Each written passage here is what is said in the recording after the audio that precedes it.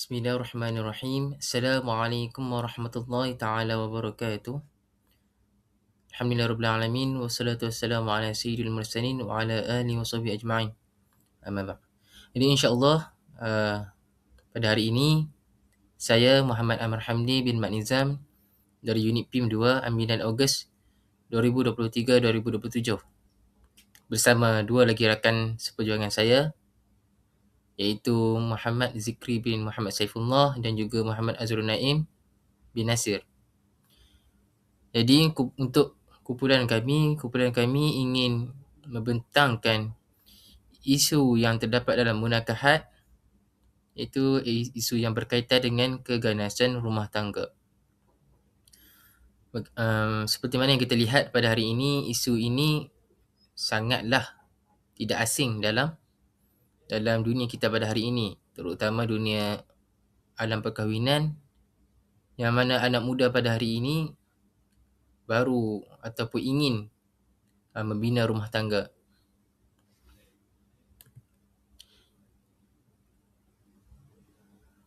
Seterusnya kita pergi kepada pengenalan. Pengenalan berkaitan isu rumah tangga. Keganasan rumah tangga ialah sebarang bentuk penderaan fizikal, emosi, seksual, psikologi atau kewangan yang berlaku dalam hubungan perkahwinan. Dalam Islam, perkahwinan diasaskan atas konsep mawaddah warahmah, iaitu kasih sayang dan rahmat, bukanlah penindasan. Seperti mana yang sedia kita maklum, bahawa keganasan rumah tangga ini boleh terjadi sama ada dalam segi penderaan secara fizikal, emosi, seksual, psikologi atau kewangan. Hal ini kerana kurangnya ilmu tentang perkahwinan.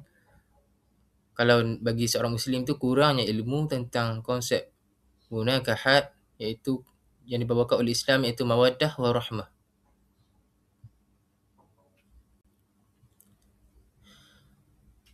Seterusnya kita pergi kepada realiti isu pada hari ini. Kita lihat pada hari ini berlakunya dalam pelbagai lapisan masyarakat isu berkaitan rumah tangga. Sama ada dia Melayu, dia Cina ataupun India, ataupun berbeza dari segi agama, iaitu Islam, Kristian ataupun Buddha. Hal ini kemungkinan boleh berlaku dalam semua golongan masyarakat, tanpa mengira latar belakang, tanpa mengira agama, tanpa mengira usia. Ramai mangsa tidak melaporkan kerana takut, malu atau bergantung kepada ekonomi. Ini yang berlaku pada zaman sekarang. Si pasangan yang mangsa tersebut tidak melaporkan kerana takut. Takut satu, dia takut kepada si suami, ataupun dia malu. Dia malu dengan keluarga, ataupun malu dengan kawan-kawan dia, ataupun dia bergantung penuh ekonomi dan harta dia tu kepada si suami. Makna kata kalau dia tidak mempunyai suami, dia tak ada duit ataupun harta untuk meneruskan kehidupan. Jadi dekat sini saya senaraikan bentuk-bentuk penderaan dalam perkahwinan. Yang pertama, penderaan boleh berlaku dalam bentuk fizikal, seperti memukul, menampar atau menendang. Yang kedua, menggunakan objek untuk mencederakan. Yang ketiga, mengancam keselamatan pasangan.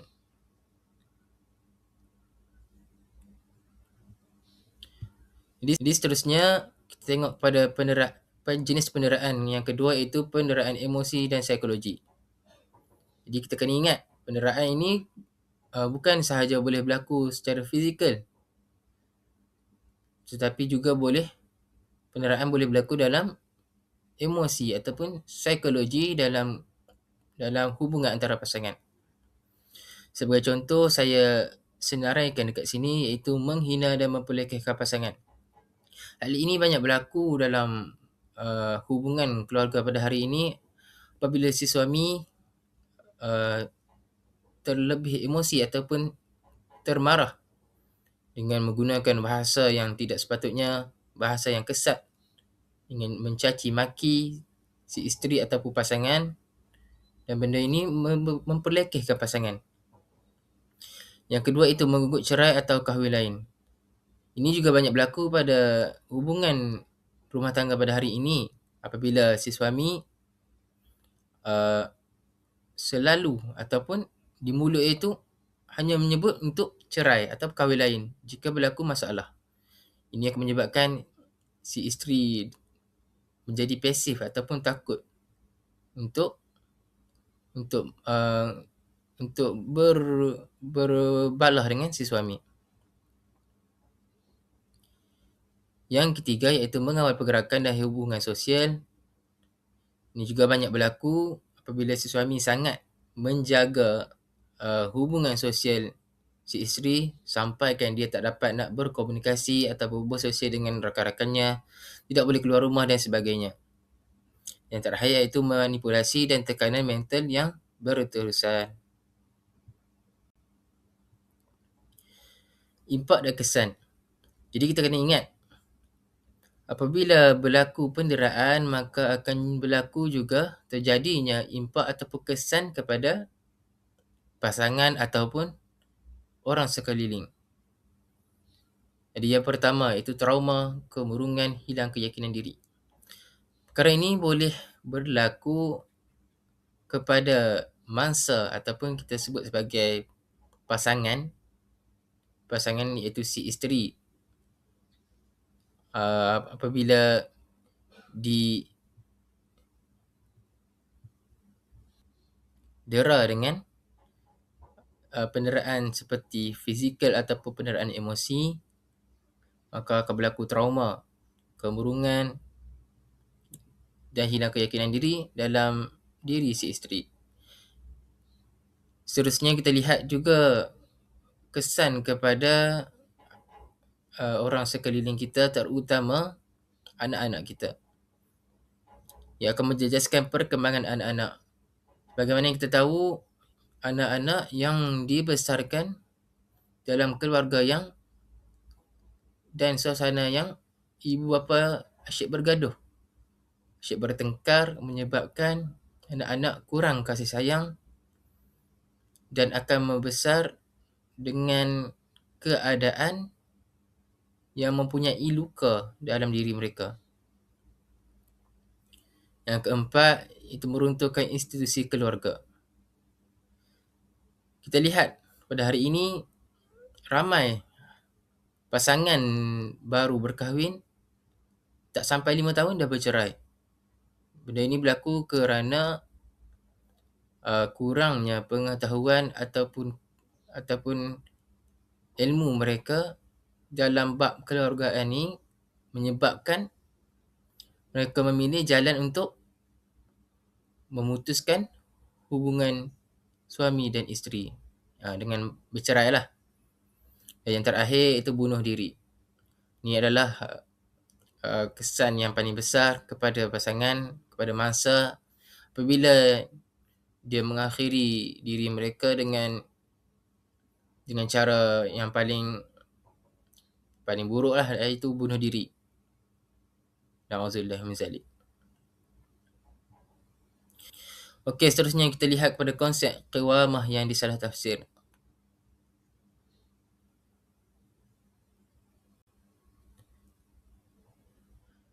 Maksud qawamah. Berdasarkan surah An-Nisa ayat 34, A'udzubillahi minasyaitonirrajim. Ar-rijalu qawwamun 'alan nisa. Yang bermaksud lelaki adalah pemimpin atau pelindung kepada perempuan. Jadi, qawamah bermaksud tanggungjawab kepimpinan lelaki dalam keluarga.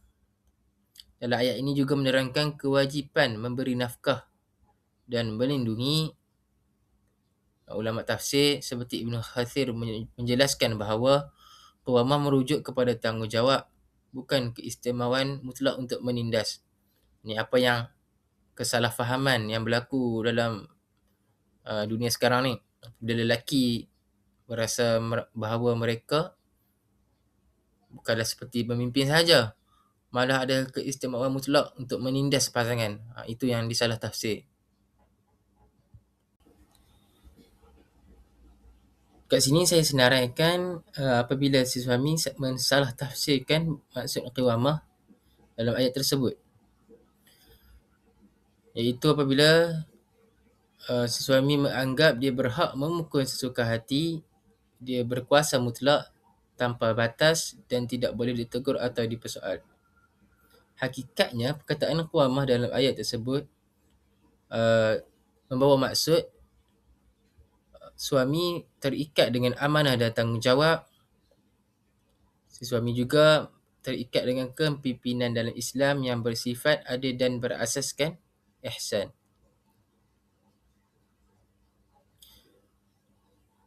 Tengok kepada hadis di sebelah tu. Sabda Rasulullah SAW, sebaik-baik kamu adalah yang paling baik terhadap keluarganya. Hadis riwayat At-Tirmizi. Okay, jadi insyaAllah saya Muhammad Zikri bin Muhammad Saifullah akan meneruskan perbentangan di bawah subtopik seterusnya, iaitu hak perlindungan wanita dalam Islam. Okay, jadi kita dah tengok tajuk besar kita, keganasan dalam perkahwinan. Jadi selalunya bila keganasan ni dikaitkan dengan wanita lah sebagai mangsa. Jadi jom kita tengok apakah hak-hak wanita yang perlu kita tekankan supaya perkahwinan yang dikahwini itu dapat dijaga wanita itu sebagai perhiasan. Okay, jom kita tengok seterusnya. Okay, dalam Islam, Islam telah mengiktiraf wanita sebagai individu yang mempunyai hak penuh. Jadinya kita tahu wanita ni kan ialah perhiasan yang mulia di dunia, dan juga kita mempunyai beberapa hak sebagai seorang suami untuk dipenuhi oleh suami kepada seorang isteri. Jadi terdapat 3 hak yang utama daripada seorang suami kepada seorang isteri, iaitu yang pertama ialah hak keselamatan, yang kedua ialah hak nafkah dan layanan baik, dan yang ketiga ialah hak mendapat pembelaan diri. Okey, jadi terdapat 3 hak utama dalam perkahwinan melibatkan suami kepada isteri. Okay, jadi sekarang kita lihat kepada hak yang pertama, iaitu hak keselamatan. Untuk hak keselamatan ni haram bagi seorang suami mencederakan tubuh badan isterinya. Tak kisahlah dengan cara apa, menjentik sekalipun ataupun apa lagi, yang lebih teruk lah, menendang, menumbuk, menampar dan sebagainya. Dan dikatakan lagi, mencederakan ini bukanlah hanya daripada segi fizikal semata-mata, tetapi juga daripada segi mental dan emosi isteri tersebut. Jadi bukanlah bila kata cedera ni kita pukul saja sampai lebam, tak. Tapi kita kena lihat juga daripada segi mental isteri kita, emosi, macam mana kita melayani isteri kita dengan cara percakapan yang baik ataupun kita selalu memaki hamun. Jadi kat situ kita kena titik beratkan juga, dan termasuk dalam hak keselamatan. Jadi sabda Nabi SAW, la darara wa la dirar. Okay, yang bermaksud tidak boleh melakukan sesuatu yang memudaratkan dan tidak boleh memberi mudarat kepada orang lain. Riwayat Ibnu Majah. Okey, jadinya nak dikatakan di sini bahawa Nabi telah melarang untuk kita memudaratkan, melakukan sesuatu yang mudarat dan juga memudaratkan orang lain. Yang ini berkaitlah dengan pengharaman untuk kita melakukan keganasan kepada isteri kita. Okay, jadi keganasan rumah tangga ini contohnya macam saya katakan tadi, memukul, mencederakan ataupun mengancam pasangan. Mengancam ni ikutlah dengan cara menggunakan emosinya kan. Kita mengugut isteri kita macam-macam sampai menyebabkan dia berlakunya kekacauan emosi, kekacauan mental. Dan perkara ini yang saya sebutkan tadi ialah perkara yang bertentangan dengan syariat Islam. Okay, jadi ini hak yang pertama, iaitu hak keselamatan. Okay, bagi hak yang kedua pula ialah hak nafkah. Hak nafkah dan juga layanan baik. Okey, untuk hak nafkah dan layanan baik ini wajib atas seorang suami untuk memberikan nafkah zahir dan batin yang mencukupi kepada isterinya. Wajib juga seorang suami untuk melayan isterinya dengan baik. Dalam erti katanya muasyarah bil ma'ruf. Menggauli dengan baik. Kat situ dia dah kata dah dua poin yang penting, iaitu nafkah zahir dan juga nafkah batin. Okay, apa beza nafkah zahir dan batin? Nafkah zahir ni luaran lah, seperti tempat tinggalnya, makanannya, keperluannya, pakaiannya. Tapi nafkah batin di sini kita selalu salah anggap bahawa bila kita sebut saja nafkah batin, kita kaitkan hanya hubungan seks antara suami isteri semata-mata. Tetapi dalam konteks ini, nafkah batin merangkumi pelbagai aspek, iaitu aspek kasih sayang, hormat menghormati, bertolak ansur, bukan hanya hubungan kelamin semata-mata. Jadi kita sebagai seorang suami perlulah arif tentang perkara ni supaya tidak berlakunya kekeliruan. Okay, lagi kita boleh tengok Allah Subhanahu Wa Taala dalam kitabnya daripada surah An-Nisa ayat ke-19. A'udzu billahi minasyaitonir rajim. Wa 'ashiruhunna bil ma'ruf. Shadaqallahul azim. Okey, daripada surah An-Nisa ayat ke-19, potongan ayat ini bermaksud, dan bergaullah dengan mereka isteri-isteri kamu secara baik. Dekat sini Allah telah memberi tahu bahawa sebagai seorang suami kita perlulah bergaul dan juga hidup dengan isteri kita secara baik. Bukanlah dengan cara seperti membuat kita sebagai tuan dan isteri kita sebagai hamba. Itu dilarang sama sekali lah.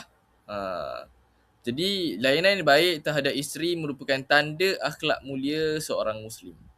Ini penekanan bagi ayat tadi. Okey, jadi ini untuk hak yang kedua, itu hak nafkah dan juga layanan baik. Seterusnya kita tengok yang ketiga, ialah hak mendapat pembelaan. Ialah hak mendapat pembelaan. Okey, sebagai seorang isteri, isteri ini wajib untuk membela dirinya apabila isteri ini dizalimi oleh suami. Jadi isteri boleh menuntut fasakh jika dizalimi, dan fasakh ataupun aduan ini nak dibuat kepada siapa? Dibuat kepada hakim syar'i di mahkamah syariah. Bukanlah kepada individu ataupun platform yang tidak berautoriti, contohnya di media sosial, kepada orang-orang awam yang kita kurang kenali, dan ini akan menyebabkan pergaduhan ataupun perbalahan yang lebih besar lah. Kalau kita tidak mengadukan terus kepada pegawai yang profesional. Okay, jadi perkara ini dapat ditekankan daripada kisah Khawla binti Tha'labah, merupakan isteri kepada seorang lelaki pada zaman Nabi SAW.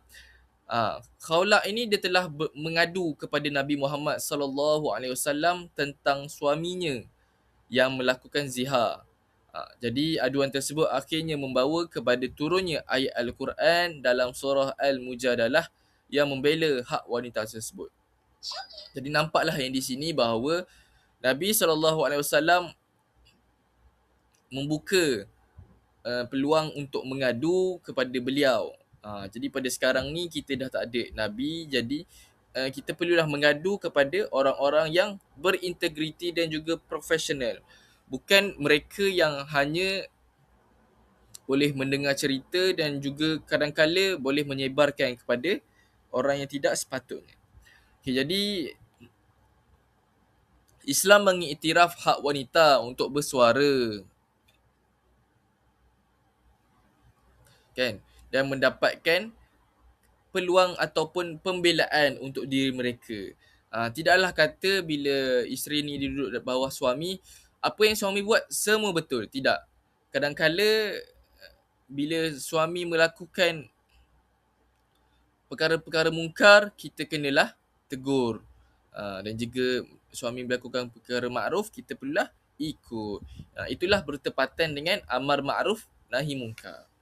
Okay, jadi itu merupakan 3 hak yang perlu ditekankan oleh suami, dan juga bagi saya isteri lah perlu arif tentang perkara ini supaya apabila berlakunya perkara-perkara sedemikian, isteri boleh membuat tindakan sendiri. Okey, seterusnya kita lihat peranan undang-undang sivil ke atas keganasan rumah tangga. Okey, seringkasnya undang-undang sivil ni kita tahu di Malaysia ada undang-undang yang diletakkan untuk keganasan rumah tangga, iaitu Akta Keganasan Rumah Tangga 1994. Okey, jadi fungsi utama dia ialah untuk memberi perintah perlindungan. Kan, bila kita berlakunya ni, kita dah boleh, isteri tu dapat perlindungan, apa lagi, dapat melindungi masa daripada ancaman, dan juga membolehkan tindakan jenayah ini diambil apa kata, dia ambil tindakan lah sebagai suaminya untuk kita tangkap. Jadi kita boleh tengok lagi untuk yang terakhir, kalau kita tengok undang-undang sivil ni, apa bila berlakunya kekerasan rumah tangga ni, daripada segi undang-undang sivil, apa mangsa ataupun isteri itu boleh lakukan. Yang pertama, beliau boleh melakukan laporan polis, macam saya kata, terus lakukan laporan polis, tidak melakukan perkara-perkara seperti di media sosial dan sebagainya. Seterusnya boleh melakukan permohonan untuk perlindungan daripada mahkamah. Macam tadi kan, menjaga IPO untuk daripada serangan-serangan suami, dan juga mendapat bantuan Jabatan Kebajikan Masyarakat JKM kalaulah dihalau daripada rumah ke dan sebagainya. Jadi daripada segi undang-undang, isteri atau mangsa boleh dapat bantuan daripada Jabatan Kebajikan Masyarakat.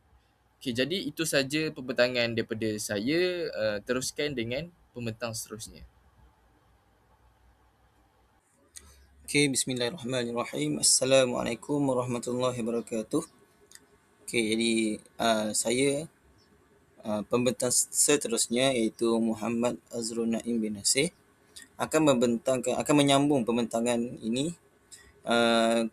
Seperti yang kita dah tengok tadi, iaitu Zikri sudah membentangkan peranan undang-undang sivil. Okay, saya pula akan membentangkan peranan undang-undang syariah. Okay, kita tengok apa yang ada di dalam undang-undang syariah. Okay, di Malaysia undang-undang syariah ini bukan hanya sekadar teks sahaja, tapi itu salah satu mekanisme itu untuk melindungi, mekanisme untuk perlindungan kepada wanita ini. Yang pertama, wanita boleh menuntut fasakh, iaitu jika berlakunya penderaan oleh suami ataupun jika suami gagal memberi nafkah. Untuk huraiannya adalah ramai wanita sekarang ni terperangkap dalam perkahwinan yang boleh dikatakan toksik, kerana takut dilabel isteri yang nusyus jika wanita itu meminta cerai. Okay, kita perlu jelaskan bahawa fasakh ini adalah hak kepada isteri. Jika suami memukul, tak beri nafkah, atau mudaratkan isteri, atau berlaku zalim lah, isteri berhak menuntut pembubaran perkahwinan, iaitu cerai lah. Ini selaras dengan prinsip Islam yang menjaga nyawa, itu hifzun nafs. Okey, seterusnya juga kita boleh lihat undang-undang syariah ini juga berfokus atau bertujuan untuk memberi isteri menuntut nafkah dan hak kepada hak anak-anak mereka, iaitu isteri boleh menuntut nafkah daripada si suami dan juga menuntut hadonah, iaitu hak untuk menjaga anak mereka lah. Okey. Seringkali keganasan rumah tangga ini berlanjutan kerana isteri ni dia takut kerana hilang tempat bergantungnya, duit dan rumah dan sebagainya lah. Dan di sinilah peranan tuntutan nafkah iddah ataupun mut'ah, iaitu ataupun hadonah oleh undang-undang syariah. Undang-undang syariah ini juga memastikan walaupun perkahwinan ini sudah tamat, itu sudah bubar, telah bercerai, tapi kebajikan wanita dan anak-anak juga tidak terabai begitu sahaja. Walaupun mereka sudah tiada ikatan nasab, tapi hak-hak yang wajib dijaga akan tidak terabai begitu sahaja. Seterusnya kita akan menganalisis lah isu-isu yang kritikal dalam isu rumah tangga ni. Saya sudah sediakan beberapa punca-puncanya. Okey, kita tengok kepada punca utama berlakunya penzaliman ni dalam perkahwinan, iaitu yang pertama itu salah faham agama. Yang kedua kita dapat lihat itu budaya patriarki yang melampau. Yang ketiga kurang pendidikan agama yang sahih. Dan yang keempat kebergantungan ekonomi wanita. Okey, punca itu salah faham agama ni kita boleh tengok kenapa isu ni masih tinggi di Malaysia. Okey, pertama kerana ada segelintir lelaki yang menganggap kuasa memukul ni dalam Al-Quran sebagai lesen untuk mencederakan. Walhal kita perlu tegaskan bahawa pukulan yang dibenarkan dalam Islam ni ialah darban ghairu mubarrih, iaitu apa itu? Apa itu darban ghairu mubarrih? Itu pukulan yang tidak menyakitkan dan tidak meninggalkan kesan. Okey, jadi intinya pada hari ini terutamanya lelaki lah, mereka skip ayat tu. Mereka menganggap pukulan tu dibenarkan dan mereka terus mengambil ayat Quran tu sebagai lesen untuk mereka memukul isteri mereka. Okey, kita tengok apa antara cabaran yang berlaku dalam isu inilah. Yang pertama, mangsa takut stigma masyarakat. Yang kedua, kurang kesedaran tentang hak undang-undang. Okey, kita tengok kepada mangsa takut stigma masyarakat ni. Okey, kita bertahu kita hidup dalam masyarakat yang menganggap keganasan rumah tangga ni sebagai masalah dalam kain. Kita perlu ubah pemikiran yang menganggap bahawa masalah keganasan rumah tangga ni adalah masalah dalam kain sahaja. Sebenarnya itu adalah tanggapan yang salah lah. Kerana gaya malu dan takut dipandang serong disebabkan mangsa memendam rasa sehingga berlaku kejadian yang ngeri. Okey, kita perlu ubah mentaliti masyarakat kita bahawa yang keganasan oleh pelaku itu aib, bukannya keganasan kepada mangsa. Okey, masyarakat juga perlu mengambil cakna lah tentang undang-undang dan hak di Malaysia ni.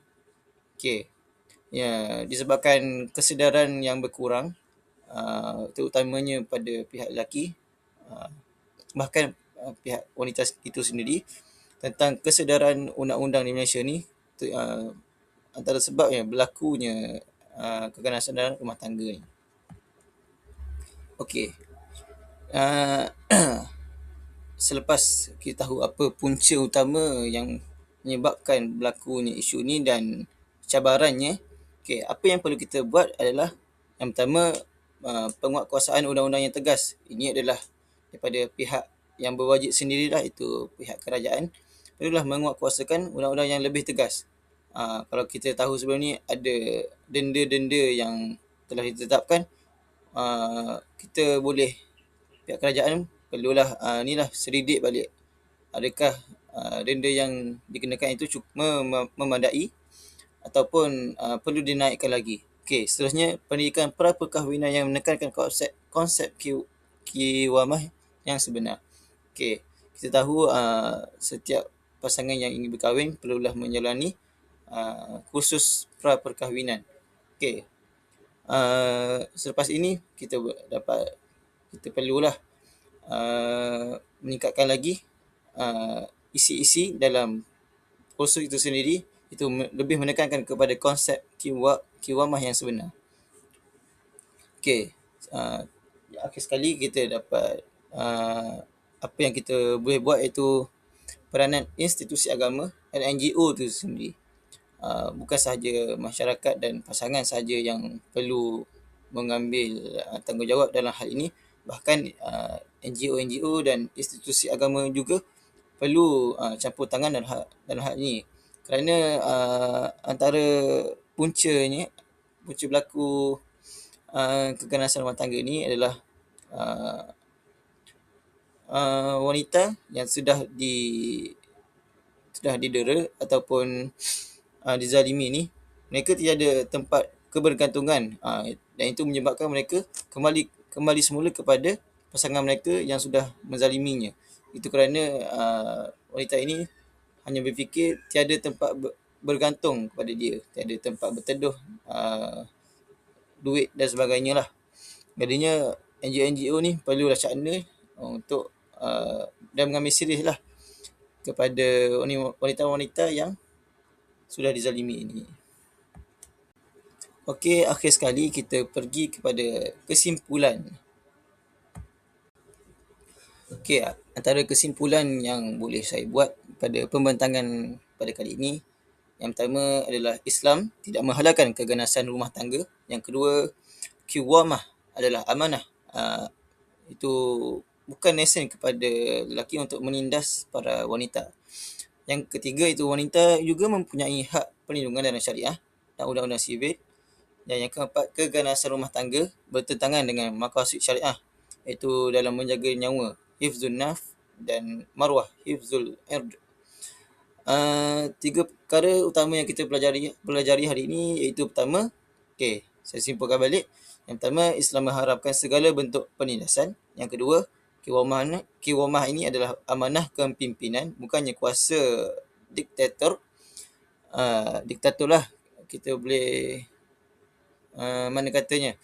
Yang ketiga adalah sistem perundangan di negara kita ni sudah menyediakan jalan keluar. Jadinya cuma kesedaran kita lah sebagai masyarakat perlu ditingkatkan.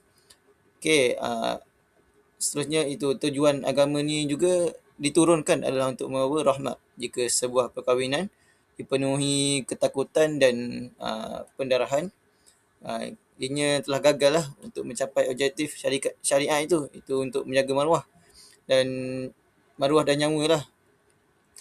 Okey, akhir kata daripada saya, marilah kita menjaga qawwam, yang kita menjadi qawwam yang sebenar mengikut acuan Rasulullah sallallahu alaihi wasallam. Okey, ingatlah saya tinggalkan dengan hadis daripada Rasulullah, itu ingatlah pesan baginda, itu orang yang paling baik di antara kamu adalah yang paling baik terhadap isterinya. Semoga kita mendapat membina institusi keluarga yang harmoni demi generasi masa depan. Okey, itu sahaja daripada kumpulan kami. Sekian, terima kasih.